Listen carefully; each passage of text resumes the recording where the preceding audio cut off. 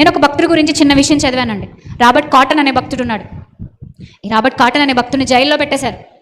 జైల్లో పెట్టినప్పుడు నెలకు ఒక్కసారి చొప్పున బైబిల్ని పూర్తి చేసేసేవాడంటండి ఆయన. అర్థమవుతుంది నేను చెప్పే మాటలు? నెలలో ప్రతిరోజు బైబిల్ని చదువుతూ నెలకు ఒక్కసారి అంటే సంవత్సరానికి ఎన్నిసార్లు? 12 సార్లు చదువుతూ నేను ఎన్నిసార్లు చదివేశానని రాసుకోవడం కాదు, కానీ ఒక్కొక్క విషయాన్ని అధ్యయనం చేస్తూ పక్కన పెట్టుకున్నాడు జైల్లోనే చిన్న గది. ఇక ఈ విషయాన్ని గమనించారు వాళ్ళు. నువ్వు ఇంకా యేసుక్రీస్తుని వదలట్లేదా, ఏంటి నీ విశ్వాసం అని చెప్పి అతన్ని ఒక చీకటి కొట్టులో పడేశారు సామాన్తోటే. అతనుకున్న ఒక దుప్పటో, ఒక చిన్న వస్త్రమో, అతనుకున్న ఒక చిన్న బ్యాగ్, అందులో ఒక చిన్న బైబిల్, ఒక చిన్న నోట్స్. చీకట్లోకి వెళ్తే ఎలా చదువుతాడు? చదవలేడు.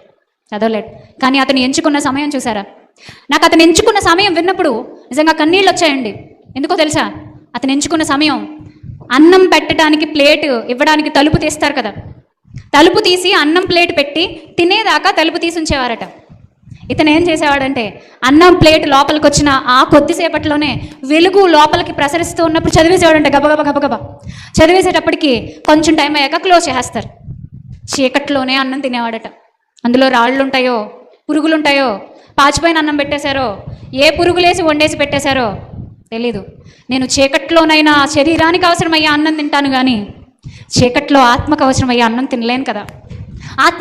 నేను ఆత్మీయ అవసరాన్ని తీర్చుకోవాలంటే నాకు వెలుగు కావాలి. ఆ వెలుగు నాలో నుంచి అందరికీ వెళ్ళాలి అని చెప్పిన గొప్ప భక్తుడండి అతను. బయటకు వచ్చాక ఎంతో సేవా పరిచర్య చేశాడని పుస్తకాల్లో చదివాను. అంటే ఈ భక్తుల గురించి మనం జ్ఞాపకం చేసుకున్నప్పుడు మనకి ఏమర్థం అవుతుందంటే వారి బ్రతుకులలో విశ్వాసము రోజులు గడిచే కొద్దీ పెరిగిందా తగ్గిందా? పెరిగింది ప్రియులారా. మనం ఎన్నో మాటలు వింటున్నాం. మన బ్రతుకుల్లో మన విశ్వాస స్థాయి ఎలా ఉంది? ఒక చిన్న మాట ఉంటుందండి. మనం ఎన్ని మాటలు వింటున్నా ఒక చిన్న మాట గనక మన బ్రతుకులో ఆచరించకపోతే విన్న మాటలకు ప్రతిఫలం ఉంటుందా చెప్పండి. ఇక్కడ సమరయుడే ఉన్నాడు. మనకి ఎక్కువగా